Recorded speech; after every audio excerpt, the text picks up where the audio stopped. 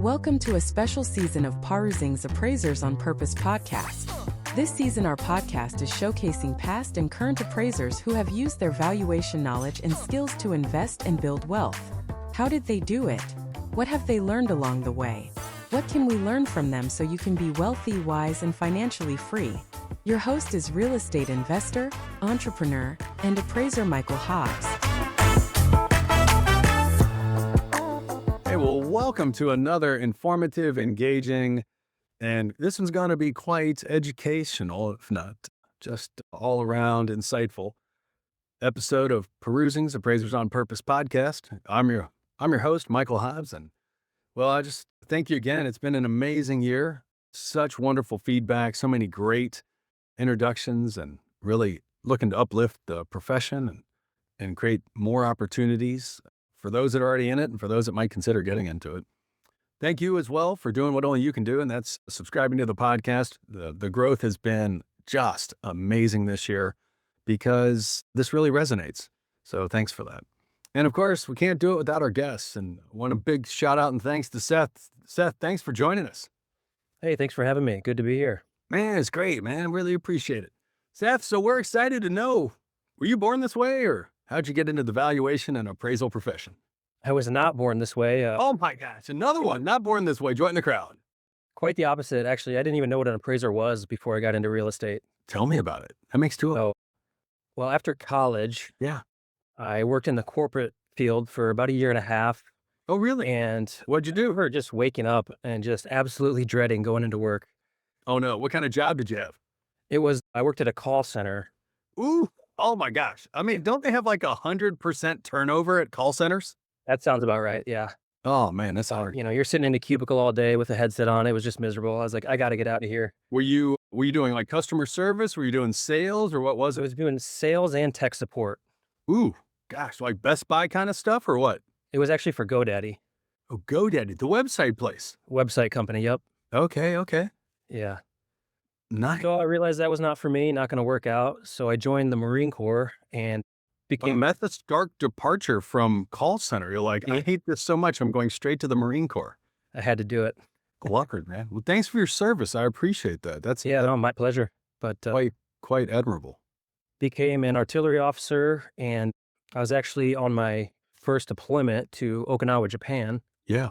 And I had duty for the night, which meant that at the end of the day, everybody, goes back to their room, and I just kind of stay there in the workspace in case something happens. I'm like the guy. Oh, you're like the overnight guy. Yeah. Oh, okay. So I walk into this little office, and there's a desk and just a random bag of books. Okay. And I reach into the bag, and I'm sure you could guess what book I pulled out. So either Think and Grow Rich by Napoleon Hill or Something by Robert Kiyosaki. Rich Dad, Poor Dad. Oh, there it is then. Ding, ding, ding, ding, ding. It's like every investor has the same start, right? Wow. Yeah, that was in 2018. Yeah. So Wasn't that an amazing book? I mean, I don't remember what year I read that book. And then I went on. Did you read the Cash Flow Quadrant after that one by chance? I did, yeah. Oh my gosh. Dude, I give that guy credit. He took a lot of information that was already out there, but he put it in a perspective that was, I would say, easier to digest, easier to like personally connect to and even apply. Man, that's cool, man. That's great that you got a hold of it back. 2018, that's like a decade ago almost. Yeah, I think it might be one of the most influential books of all time, maybe besides religious text, Yeah. But Be careful, man. You might get struck by lightning, from the big text. I don't know. yeah. So that obviously led me to like Bigger Pockets and all the real estate books and started studying. And it was funny because I was just starting to think about my retirement around that time and kind of what I was going to do, because I didn't think I was going to do 20 years in the military. I love the fact that here you were in your early 20s and you're thinking about retiring for the rest of your life. I'm totally inspired. Yeah, no, you got to think ahead, right? Hey, yes, it's helpful if you do, but yes. Yeah. But it reminds me, I heard a quote the other day. It's like, it says, books are like people, they show up when you most need them. Oh, I like that. That's Yeah, because it was in front of me the whole time. Like my dad had actually purchased a rental when I was like a freshman in high school. And I remember he would take me on like Friday nights and when he was working on it, and I just had no interest. And I just wanted to hang out with my friends and play sports. Well, can you act like you? I mean, dude, you're like that's what you do, like in your peer group, of course. But he actually bought me Rich Dad Poor Dad in high school. Of course, I never read it. So Oh my gosh, that's even better. Like, dad bought you the book. Dad invested in a rental property and even buys you the book. And you're like, turn your shoulder and look the other way. And oh my gosh, I'm curious. What kind of building did your dad buy? Was it a house or apartment building? it was actually like a fiveplex, I think. Nice. Yeah. That's real rental property, not like, I mean, it takes something, at 5 units as opposed to one. As I speak from experience, I mean, all rental property there's some challenges to it, but it's a different beast when you start getting up in the numbers beyond like 2, 3, and 4. Good. Yeah. So I started just underwriting deals back in Iowa, where I was from originally. How And did that happen? So you're on the boat in Okinawa and you're underwriting deals? well, I mean, like after the deployment, like after I got home, Oh. I just was underwriting deals in Iowa just to get familiar to the point where you can tell if a deal's going to work without even crunching the numbers, that kind of thing. Were you doing that for yourself? Were you working with a fund or a lender or what? Just by myself. That's impressive. That's really impressive. And I eventually called my brother. Yep. 'Cause he had already bought a couple properties and he still lived in Iowa where we grew up. Oh, okay. And I basically said, I'm all in on real estate. I want to buy a property. I've got a little bit of cash. Yeah. And so fast forward to September of 2020, Okay. we found a listing. It was just on the MLS. Yeah. It had been sitting for a while, probably because the rents were so low, Yes. but it was listed at 320, or no, that's what we bought it for, 320. Built in the 70s, which is newer for this area. Nice split foyer, 2-bed, 1-bath. They had a garage stall. And he went and checked them out and said, yeah, these are solid buildings. So we went ahead and purchased them. Oh, nice. How many did you buy? It was 2 duplexes side by side. Got it. So was it Lee, 2 Lee- units? It was 1 duplex, or you bought 2 duplexes with 2 units each? it was it was 1 duplex next to another one. So 4 units total. Wow, that's fantastic. Yeah, but separately assessed parcels, but we kind of viewed it as one property. I get that. Okay. Yeah. Nice. So nothing fancy. We just did conventional 20% down. Yep. It's been 5 years now. We just had them appraised and they came out at $260 a piece.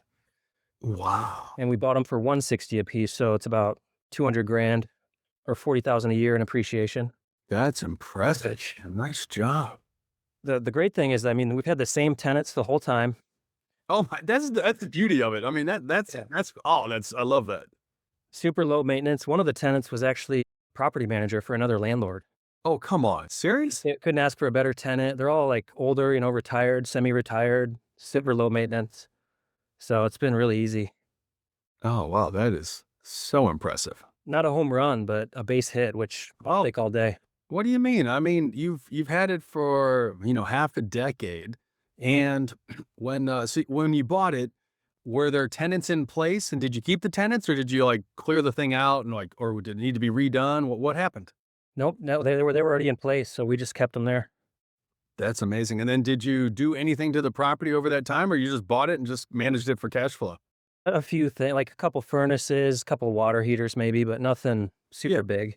Yeah, so just kind of common repairs that are going to happen over time. And then when you got it, what were the rents and how much have you moved the rents up to?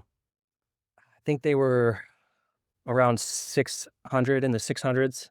Yeah. Somewhere in there. And basically what we do, we just raise the rents just enough to cash flow. I mean, we're not getting rich on the cash flow, but we're not in the negative and we're planning to hold it for a long time anyways. So kind of the game plan. Love that. I think today they're at 885, 900 around there. Impressive. That's almost a 50% increase approximately from where you started. It's a nice way to go. Like I said, as long as cash flow positive, that's the key. Yeah, exactly. Good for you, man. That is really impressive. So you and your brother got started with those 2 duplexes. Yep. And then about 9 months later, Yeah. we bought our next duplex for $150,000. Just another property on the MLS, tired landlord, low rents, basically the exact same thing. Love that. Raise the rents a little bit to cash flow and let it do its thing. Oh, amazing. And so you're not even having to get in and spend a lot of money to reposition the property. No, because this one too also had tenants in place, so it's super easy. There is one unit that's turned over a few times, but Nothing crazy. Yeah. Fantastic. And how was the rental income on that one when you started versus where it's at now? I want to say probably around 700, and one of them's at 900 because we still have the same tenant, long-term tenant, and the other one is at 1,050. Good for you guys. That's great to hear. That is great to hear. So that was in June of 21, June of 21. Got it. and that was the same month that I was getting out of the military. Oh, okay. So I was looking at my options. I knew I wanted to do something in real estate, Yeah.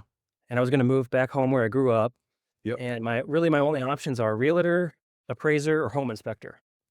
Really? You just came out of the military. I thought you'd have all kinds of opportunities. Well, yeah, but I want to work for myself. That's the Oh, thing, okay, okay. right? So that's my thinking. I want to be self-employed and in real estate. Okay, so you had some boundaries already in place, self-employed and real estate, and those are a couple obvious ones that pop right up. Yeah, I could have got a corporate job, a nice, cushy corporate job, but obviously I would have hated that. So, but Oh, I love that. yeah, so I was looking at realtor. There's like 1,000 realtors. It takes forever to build a good client base, Mhm. inconsistent pay. It doesn't fit my personality. And then home inspector, it's like not really my skill set. So I looked at appraising. I was like, oh, this makes a lot of sense. It's like the safest option. You eventually can become self-employed, independent, Yeah.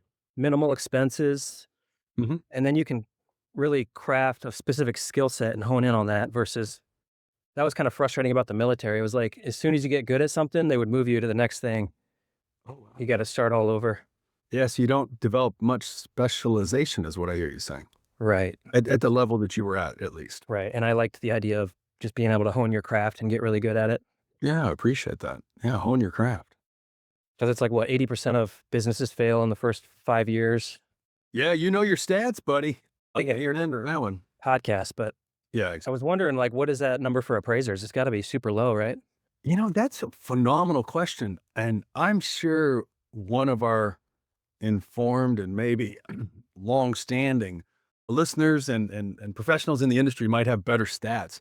But what I found interesting, because I don't know the answer, but in the people that I've talked to, because of the nature of certification and license renewal, people can keep their license for a long period of time doing little to no activity, much like brokers can, especially those that essentially get their broker's license and just park it and don't even practice necessarily. So it'd be very interesting to see how many truly, in the terminology of the business model, like fail. Lee, maybe, but fail, I'd say it might be quite low. But then again, I was chatting with someone a little earlier today who said that when he got into the industry, I look forward to he'll be joining this season in a couple weeks. He reached out to 102 people and 100 of them did not reply. You're like, that's pretty close to failure. I mean, thankfully there were 2 replies and he'll tell the story of those too. But it's like, dude, that is a high wall to scale. Yeah. So you end up getting into appraisal. How was the process for you? Was it easy? Was it hard? Yeah. So, based on my research, I thought finding a supervisor was going to be the hardest part. 'Cause that's what everybody said. Mhm. So I made one phone call to a company here that has several appraisers that work there. And they're like, yeah, we just had a trainee. And as soon as they got licensed, they up and left us. Oh no. So we're not taking any trainees. I was like, oh, man, I got to switch up my approach. So basically, I just drafted an email selling myself, right? I said I would travel further. I will find new clients. And then probably the most important thing is, like I said, I will work for your company after I get licensed, sign a non-compete, and do all that because that's really, the biggest concern, taking on a trainee. Yeah. But so I sent an email to about probably 6 appraisers in my area, and then one of them responded the next day and was like, "Yeah, I might be interested. Oh, wow. Okay. Give me a call when you get back into town, and we'll go from there." Oh, that's great. So I met up with him. We talked for like an hour, and then I started working a couple days later. That's wonderful to hear. That's something else. And what type of work was that individual performing? Residential, predominantly AMC, a few local clients. Got it. Yeah. Yeah, that is good to hear. Good to hear. And so, how was that experience for you? Like at this point, your entry, called into real estate, was already paved by investing with your brother. And now you're getting the opportunity to step in as a professional. Did you find that, like, was it easy? Was it surprising? Was it difficult? The trainee process was brutal, Oh, tell us about it. and not necessarily because of the work. I think it was because I was I was a trainee for 2 years, and I probably made less than minimum wage the whole time. Oh, you actually got paid? I got paid. Oh my gosh, how generous was the person that you were? I'm being extremely facetious. But yes, I understand and appreciate the plight that you walked through. Sounds painfully familiar. Yeah, I mean, and I don't mind working hard, but when you're not compensated for it, ugh, it's rough. So I just had to see the vision. I was thinking in 5, 10, 15 years at a time. Yeah. And I just had a feeling, if I can make it through to the other side, it's going to be worth it. Mm-hmm. So that's kind of what got me through it. And the fact, I mean, I've always been a good saver. So I had a good amount of money saved to help me. And then, when you're deployed, you don't really have an option. There's nothing to spend your money on. So Yeah. it's kind of easy to save money that way. And then, of course, my wife she got a W-2 when moved back, which obviously helps a lot. Oh, okay. That makes a big difference. Yeah, having that capability. That is really, really good. Good for you guys. So it's brutal because you're not making any money. And then did you get all the easy assignments or did they give you all the hard ones? Yeah, the hard ones. Yeah, it sounds familiar. Yeah, the ones furthest away, the hardest ones to do. So Well, yeah, it was about 2 years, and then I took my test, passed the first time, good for you. and that was May of 23. And so I got my license. I work for my supervisor's company for about 2.5 years, Okay. and it was kind of rough in the beginning. Yeah. When I first got my license, I actually had to start selling stuff on eBay. Kind of started a little side hustle to get by, Wow. which it actually worked great in conjunction with appraising because, you go to these little small towns Yeah. and they all have thrift stores. I know, right? So I would go into the thrift store, I would find underpriced stuff, and then I would flip it on eBay for a profit. Good for you, man. Dude, That's excellent. I just needed something to get me by that period, and it worked well. That's phenomenal. I love it. And it was difficult, what, because the volume was low or the fees weren't good or you were just an indentured servant? Like, what was the case? Well, the fees, a lot of my fee was still going to my supervisor's company, right? I get it. It- Well, I mean, yeah, it's fine. What percent were you getting? Probably 50. That's generous. I mean, the problem is people don't actually know how to run companies. And when you run a professional service company of any size, the gross margin of the company needs to be somewhere between 47 and about 55%, which means the maximum spend you can have is 45%, which would be on the labor plus other direct costs. But when you're smaller, I get it's a different thing. But yeah, I can totally see, especially if the fees aren't high, 45% of a small number or 50% of a small number is still a small number. Yeah, and just the lack of work. I mean, when I first got licensed, I went to the AMC registry and just signed up for every single AMC, which, Okay. but it takes a little while to kind of build up a base. Yes, it does, doesn't it? So I worked there for about 2.5 years, fulfilled my contract that we agreed on, Mhm. and then I was able to go out on my own, which was actually way more seamless than going from trainee to licensed. Was it really? Yeah. Because at that point, you've already got your reputation kind of built up. Mm-hmm. You're already on all these panels. There's really no difference other than your business name changes. No, that's true. That's a good And then I kind of waited to go after the local clients Yeah. until I was on my own because I just thought first impression matters. I think it looks better. You have your own business. I can use a professional email. I'm not using my personal address. Yeah. Just little things like that. You're not using a Gmail address? Yeah. Hey, I'm not knocking Gmail. I got a couple of them, but I mean, it's like, come on, man. Like, say, can you at least just go to GoDaddy and buy a domain for like $20 and have your own address? Although I did talk to a guy today that had a Yahoo account. I'm like, no kidding, that's still around. I still have a Hotmail account. You've got a Hotmail account? I didn't even know that still existed. Yeah. Wow. That's where all my junk goes. Oh, okay. That sounds right. Yeah. Yeah. Wow. Yeah. During this whole time, back to investing. Yeah. So I bought that one in June of 21. So about a year later, June of 22, we buy another duplex Yep. for 165,000. Oh, really? Okay. And, at that point, I didn't have any W-2 income. So I was able to use my wife's income to help purchase the property, which was great. Yeah. And then, but after that purchase, everything kind of slowed down. The interest rates went up. I didn't have any income really coming in. I was in the red every month. So it kind of halted for about 3 years. Mm-hmm. That's tough. But we just bought a triplex here in June of 25. Oh, really? Yep. And then what was between the previous transaction that you did and the most recent one? Were they in the same areas? Were they in different areas? Yeah, these are all in Sioux City. Okay, all in Sioux City. So what was the price or price per unit on the previous one versus the triplex that you just got? Let's see. So 165 divided by 2, whatever that is, 80 something. Yeah, a little over 80. 82 and a half. The triplex we got for 200. Oh, okay. Wow. So you got it for under a little over 60 a unit. Yep. So your economies of scale were improving. Sort of. This one's actually been the most challenging for sure. Oh, why? Tell us about it. 80% of all businesses fail within 5 years, according to the U.S. Census Bureau.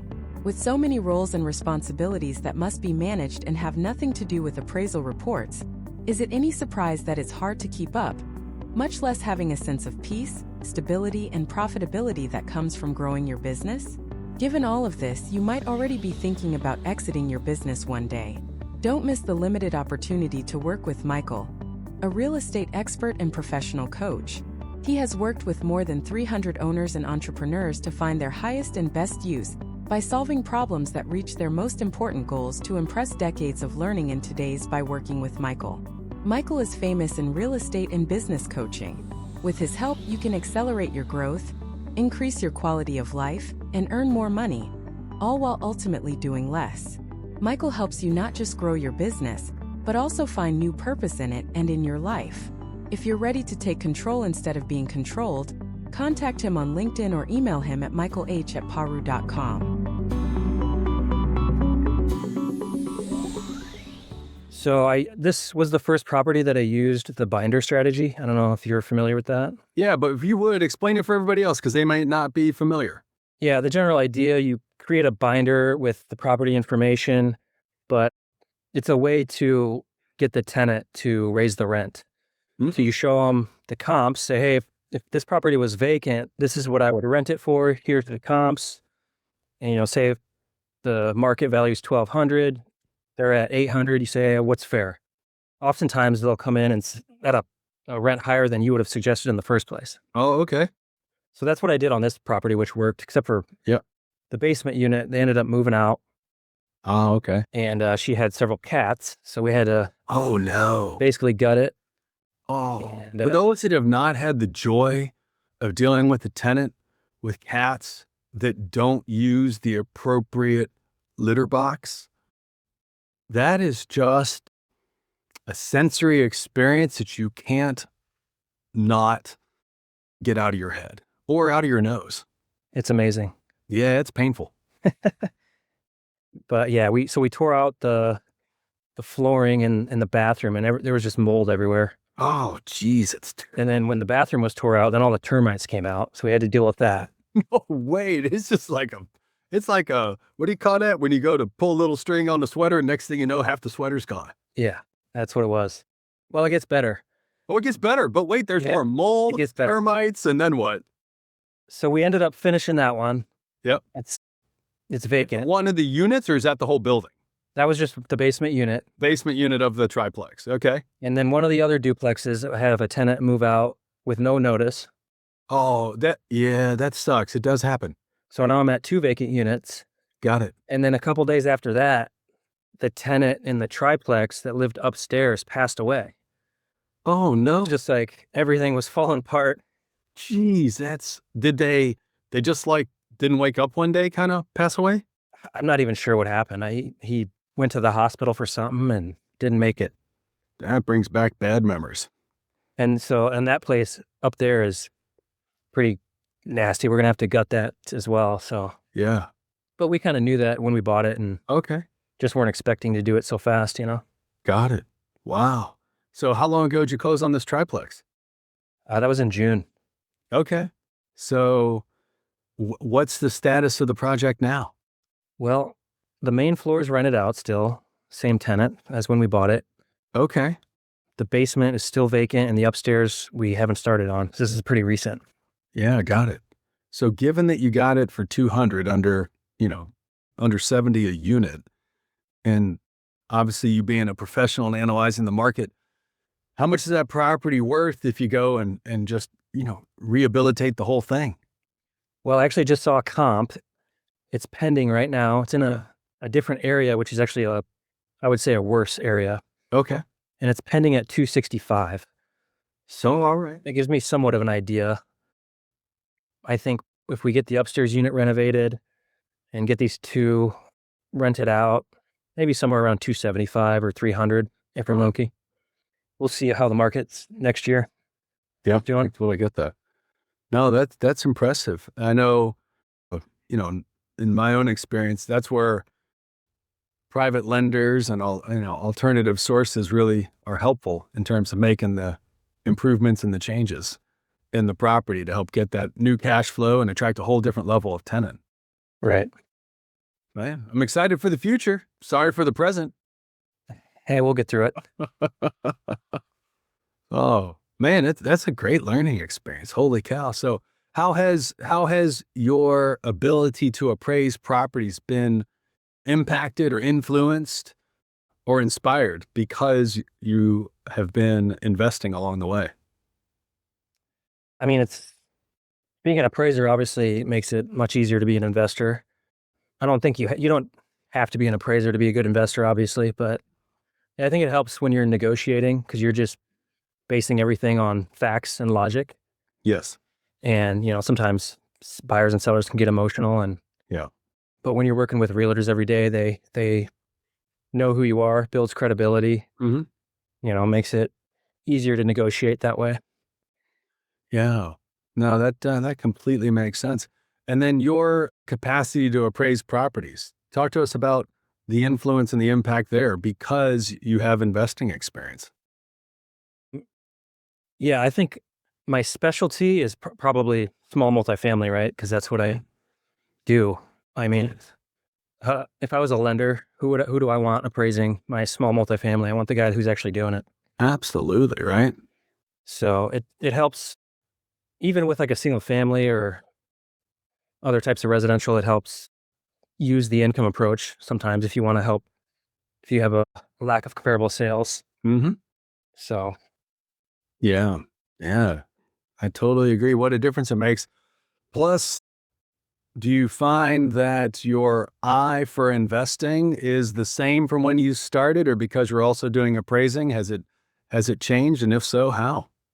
Yeah, it's changed. Makes it a lot easier when you have MLS access. It sure does, doesn't it? I'll say data. I've got data. You get tons of data, which is very important. Yes. But yeah, it helps a lot.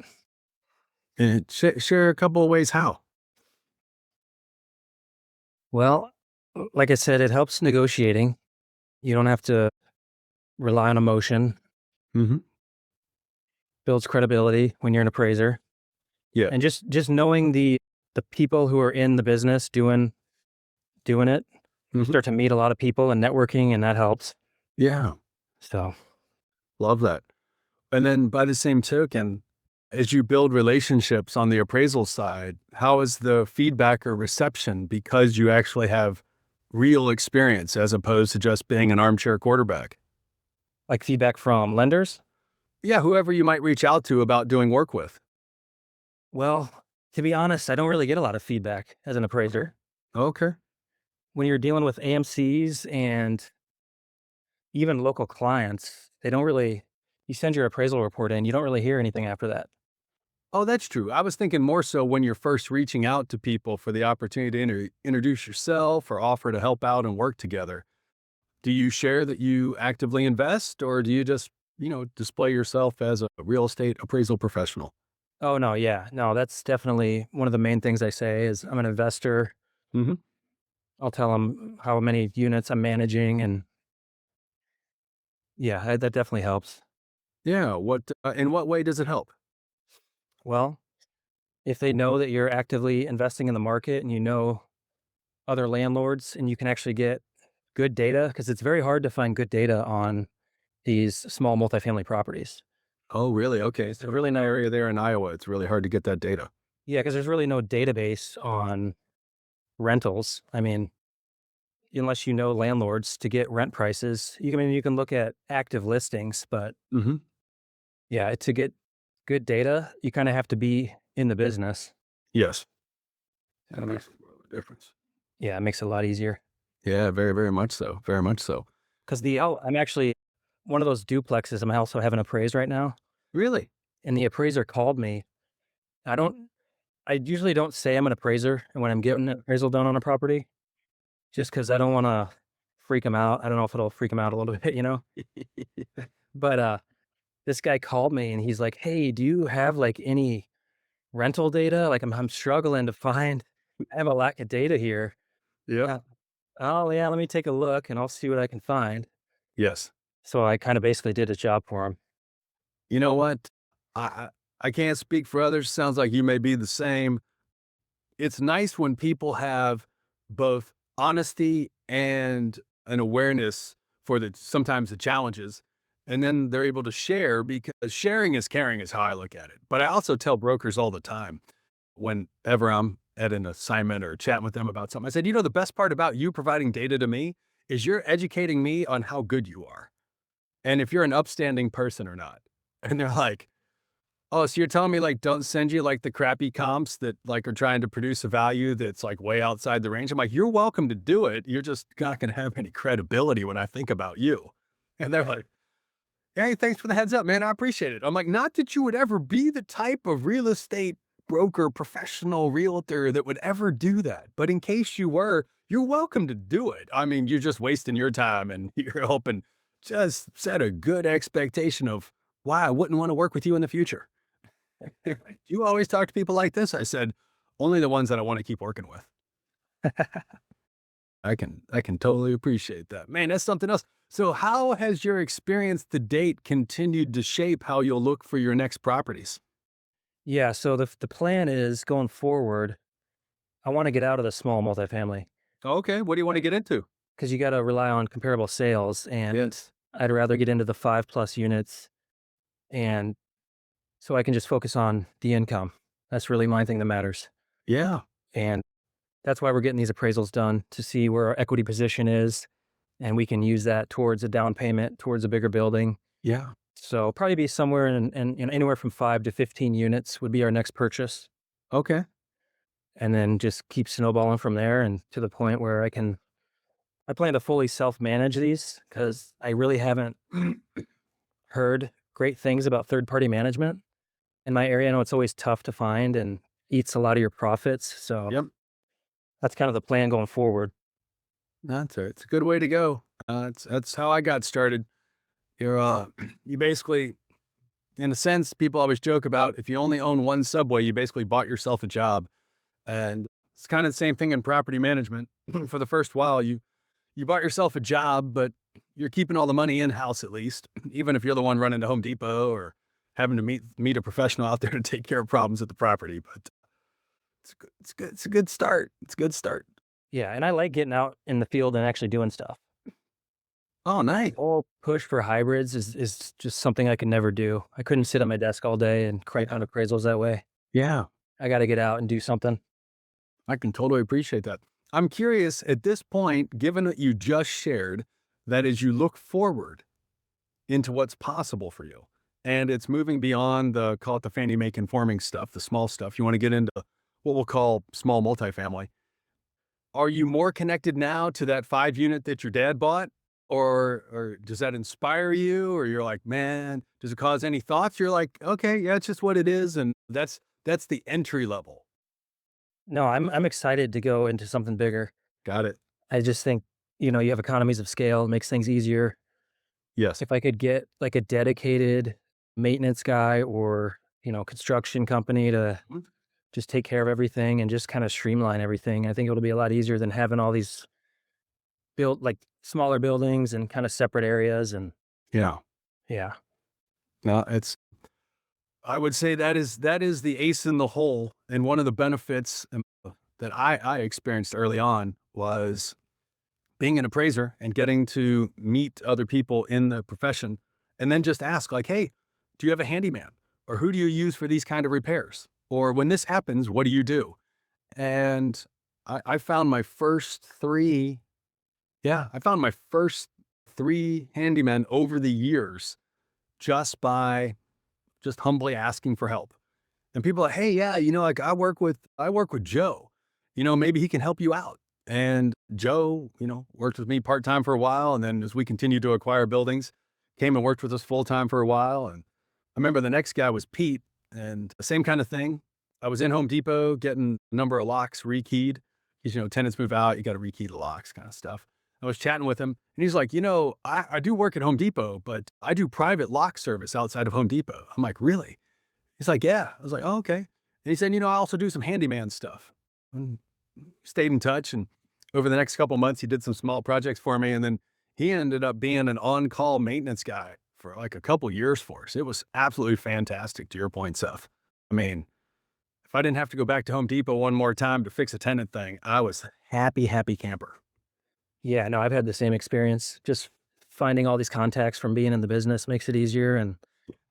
But starting out with smaller properties is obviously a good way to go. I mean, Oh, yeah. build yourself up and Mm-hmm. just kind of keep snowballing. Yep. It's a lower cost way, lower risk way, typically, to get exposed, to build up your skill set. Right. Yeah, that is amazing. So will you stay in your local market as you look for your next investments? Yeah. Because like I said, I want to self-manage and I don't want to be driving Mm-hmm. hour or two out. And there's plenty of buildings around here. The hard part is finding one, right, for sale. Yeah. So I'll probably have to make some cold calls. And I mean, my plan is once I get everything lined up and see exactly how much money I have Yeah. uh, to spend and my purchase price, start just hitting up realtors and saying, hey, this is what I'm looking for, Yeah. and just continue to network. It's a great way to go. I remember early on, I'm like never on Facebook, but I saw something the other day and it was an image of a guy I probably haven't seen in 15 or 20 years. And I remember early on, he was focused in the Chicagoland area on acquiring 6-unit buildings.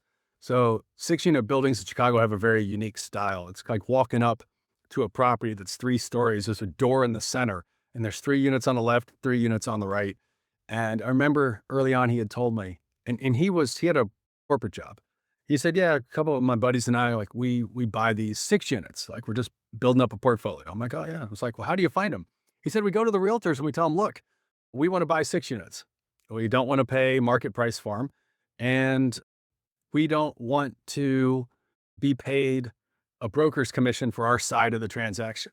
And I'm like, man, at that point, I think I held my broker's license. I'm like, why would you do that? That seems crazy. He goes, Michael, I would much rather have the broker get both sides of the transaction, bring me a private deal and buy it at or below market at no competition and get the property. And I look back and I'm like, man, that was really wise. I eventually did adopt that strategy, but it took me a handful of years to get smart. And maybe you'll do the same thing and just get there faster. Yeah, I think it was Brandon Turner who said have crystal clear criteria. Yeah. Way to go, Brander. You know, so I've already told a couple of realtors like I want 5 to 15 units, Mm-hmm. these locations, no like low like ghetto areas, for lack of a better word. Well, yeah, you want areas of lower economic means. You want the ability where you've got pricing leverage to make investments and get, outsized returns.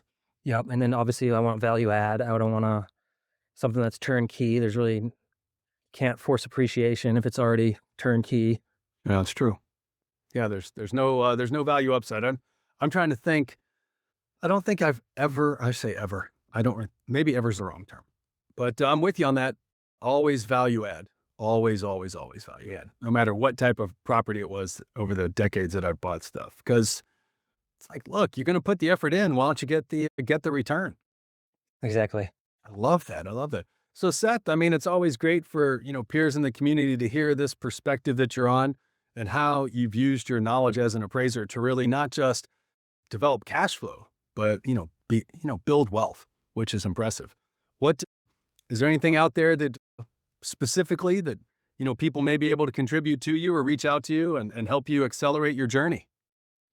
I mean, people could reach out to me on LinkedIn, but I guess I want to do things on my own. Totally get that. I like the security of it and keep things simple and grow slowly but steadily. Yeah, That's kind of where I'm at. good for you. I'm excited for that.